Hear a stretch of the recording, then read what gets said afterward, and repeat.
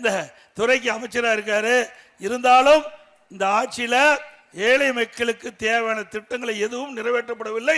ஏற்கனவே அனைத்து இந்திய அண்ணா திராவிட முன்னேற்ற கழக ஆட்சியில் கொண்டு வந்த திட்டத்தையும் முழுமையாக நிறைவேற்றப்படவில்லை.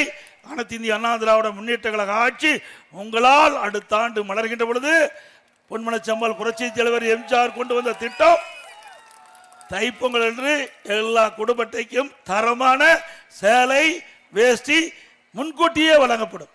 அதே போல அண்ணா திமுக ஆட்சி மலர்ந்தவுடனே தீபாவளி என்று ஒவ்வொரு தீபாவளி என்றும் நம்முடைய தாய்மார்களுக்கும் பெண்களுக்கும் அற்புதமான சேலைகள் வழங்கப்படும்.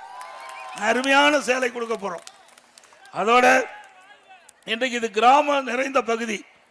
இன்றைக்கு கிராமத்திலிருந்து நகர வரை அரசு பள்ளியில் படிக்கின்ற மாணவர்கள் ஏழை குடும்பத்தை சேர்ந்தவர்கள். அப்படிப்பட்ட குடும்பத்தில் பிறந்த மாணவ மாணவி இன்றைக்கு மருத்துவக் கல்லூரிக்கு செல்ல வேண்டும் என்றால் மிக மிக கடினமாக இருந்தது. அவள் நீட் தேர்விலே தேர்ச்சி பெற்றால்தான் அந்த மருத்துவ கல்வி கிடைக்கும்.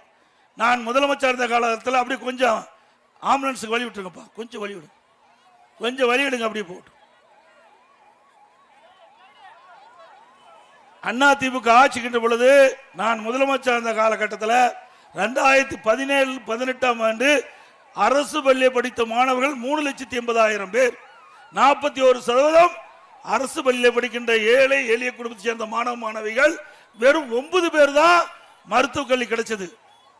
ஆகவே அனைத்து இந்திய அண்ணா திராவிட முன்னேற்ற கழக அரசு இந்த அரசு பள்ளியை படிக்கின்ற மாணவர்களுக்கு 7.5% உள் இடஒதுக்கீடை கொண்டு வந்து அதன் மூலமாக இன்றைய தினம் 2818 பேர் அரசு பள்ளியை படித்த மாணவர்கள் மருத்துவக் கல்வியை சேர்ந்து படிக்கக்கூடிய சூழ்நிலை நாங்கள் உருவாக்கி தந்திருக்கிறோம். அது மட்டும் இல்ல, இந்த அரசு பள்ளியை படிக்கின்ற மாணவர்கள் இந்த இடஒதுக்கீட்டின் மூலமாக இடம் கிடைச்சாலும் ஏழை மாணவர்கள் மருத்துவ கல்வி கட்டண முடியாத ஒரு சூழ்நிலை.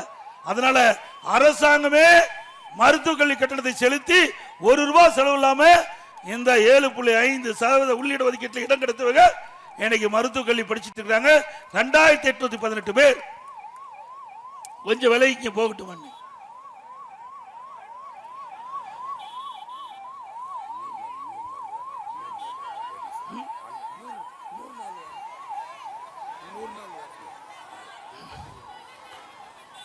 அதே போல திராவிட முன்னேற்ற கழகம் ஆட்சிக்கு வருவதற்கு முன்பு தேர்தல் அறிக்கையில் குறிப்பிட்டாங்க, திமுக ஆட்சிக்கு வந்தவுடன் 100 நாள் வேலை திட்டத்தை 150 நாளாக உயர்த்தப்படணும்.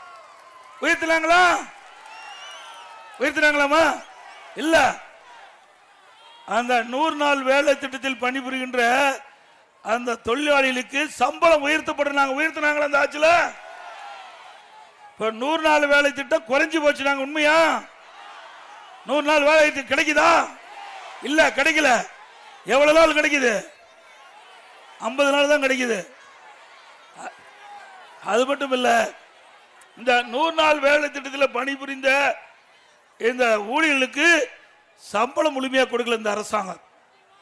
அண்ணா திமுக கட்சி எதிர்கட்சியாக இருந்தாலும் மத்தியிலே போராடி வாதாடி முதற்கட்டமா இந்த 100 நாள் வேலை திட்டத்திலே பணிபுரிந்த அந்த தொழிலாளிகளுக்கு 2999 கோடி பெற்று தந்தது அண்ணா திமுக கட்சி.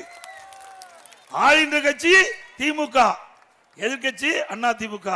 ஆனா ஆட்சியில இருந்தாலும் இல்லாவிட்டாலும் தமிழ்நாட்டு மக்கள் பாதிக்கின்ற பொழுது, ஏழை மக்கள் பாதிக்கின்ற பொழுது அதற்கு தேவையான நிவாரணத்தை பெற்று தருகின்ற கட்சி அனைத்து இந்திய அண்ணா திராவிட முன்னேற்ற கழக கட்சி.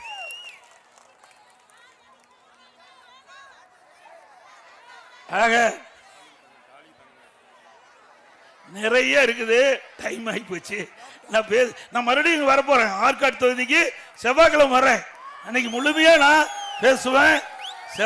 செவ்வாய்க்கிழமை மீண்டும் ஆற்காடு சட்டமன்ற தொகுதி மக்களை சந்திக்க இருக்கிற என்பதை நேரத்தில் தெரிவித்து, மக்களை காப்போம், தமிழகத்தை மீட்போம், மக்களை தமிழகத்தை மக்களை தமிழகத்தை மக்களை தமிழகத்தை மக்களை தமிழகத்தை